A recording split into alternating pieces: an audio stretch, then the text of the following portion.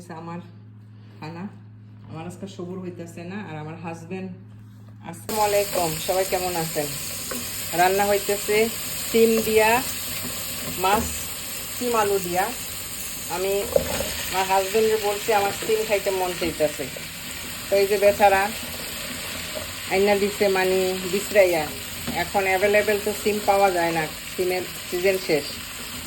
তো আইনা দিচ্ছে 2 দিন ধরে ঘরে, তো আজকে রান্না করার সুযোগ পাইছি, রান্নাম।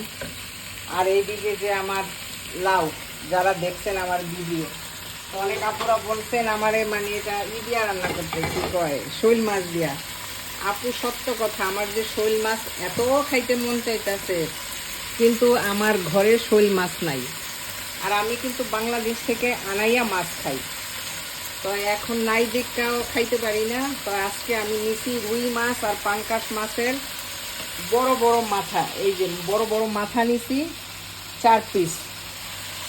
এখন দেখি সবটি দিলে মনে হয় বেশি হয়ে যাব, তাই একটা মানে সিমের মধ্যে দিয়ে দিই।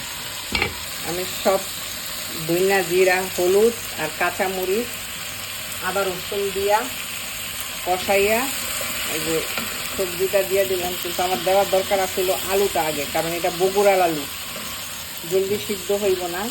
এখন আমি একটু ভাজা ভাজা করে আনি, মানে সবজিটা একটু ভাজা নিই।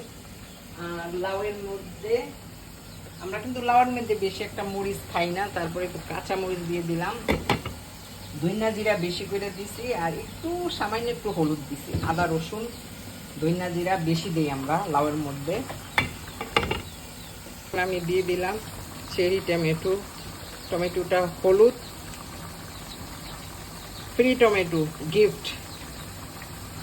তো আমি কিনেও আনি মাঝে মধ্যে ওই আলজালজিরার থেকে, ইয়ের থেকে, কি বলে, লুলুতেও পাওয়া যায় মাঝে মধ্যে। আর একটু গ্রিন পিস দিয়ে দিলাম। আজকে আমার সব তরকারির মধ্যে গ্রিন পিস হবে, কারণ গ্রিন পিসগুলির গেরা হিসাব পড়ছে।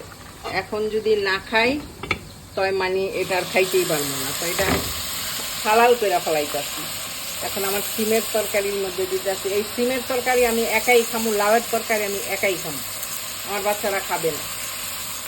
লাউয়ের মধ্যে কোনো পানি দিই নেই, কত পানি উঠতে গেছে গা। এখন একটু লবণ দিব, লবণও দিই নাই।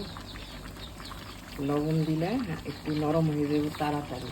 তারপরে আর একটু নরম হইলে মাছ দিন। মাছটা ভাঙবো না, এই কারণে বেশি কাটা কাটা করবো না, কারণ যদি আমার ছোট ছেলে অনেক সময় মানে খাইতে চায় বাংলাদেশের কোনো তরকারি দেখলে, যদিও আবার একটু খাইতে চায়, এই জন্য মানে যাতে আমার ভয় না থাকে তরকারি দিলে ওরে যে কাটা লাগবো। বাচ্চারা কাটার ডরও মানে মাছটা একটু অ্যাভয়েড করে। ভালো করে একটু ফ্রাই ফ্রাই করে পানি দিয়ে দিলাম, পানি দিতে হবে। রুই মাছের মাথা একটু ফ্রাই করে নিলাম, এটার সাথে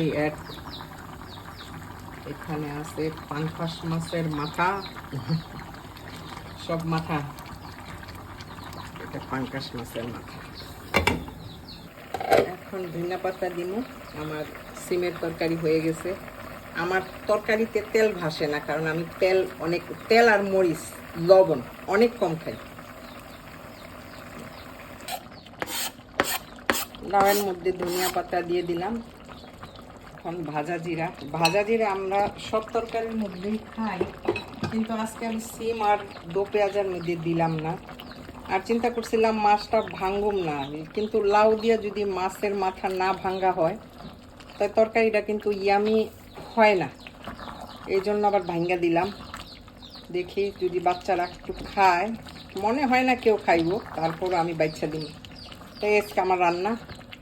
আব্দুল্লাহ, আমার বাচ্চারা আজকে বাঙালি মাছ খাইতেছে। আজকে আমার বাঙালি আনা খানা, মাশাল্লাহ। আমি তো কি বলে দো পেঁয়াজও বানাইছি, ফিশ এটা দিছি অলরেডি, ভিডিও গেছে আমার। এখানে করলা ভাজি আছে, এখানে আমার সিমের তরকারি আছে। আমি তো সিম খামু মানে অনেক দিন ধরে আমার খানা। আমার আজকে সবুর হইতেছে না, আর আমার হাজবেন্ড আজকে এয়ারপোর্ট চালু হয়েছে আলহামদুলিল্লাহ আমাদের বাহরাইনের। আজকে বৃহস্পতিবার, আজকের থেকে চালু। তো আমার হাজবেন্ডের সামান আসছে, ওখানে গেছে গা, কইছে পরে এসা খামু। তো এই যে আজকে আমাদের খাবার দাবার। তারপর আরেক দিনের একটু লাউ আছে, আমি এটা খাইয়ে নিমু। আমার ঘরে আমি কিছু ফালাই না। আর এটা করলা ভাজিও মানে পুরানো, আমি খাবো। আর এই যে আজকের সিমের তরকারি, লাউয়ের তরকারি, আর এই মাছের দো পেঁয়াজা। সবাই বলছিলেন লাউ দিয়া রান্না করতে, শৈল মাছ। তো শৈল মাছ আমার কাছে নাই, চিংড়ি মাছও আমার কাছে নাই। এক টুকরা মাছ দিমু, मच्छी अच्छा लग रहा है ना? अब ये दे रहा है पेटी का मच्छी बोलता है इसको। তো আমি আমার বাচ্চারা চাওয়াল খুবই কম খায়, মানে তরকারিটা একটু বেশি খায়। তো এই জন্য আমার তরকারি রান্না করতে হয় অনেক। তো সবাই ভালো থাকবেন। আমার ভিডিওগুলি ভালো লাগলে লাইক কমেন্ট শেয়ার করবেন। আপনাদের কাছে আশা করি যে আপনারা শেয়ার কমেন্টস করবেন। তো ভালো থাকেন, আল্লাহ হাফেজ।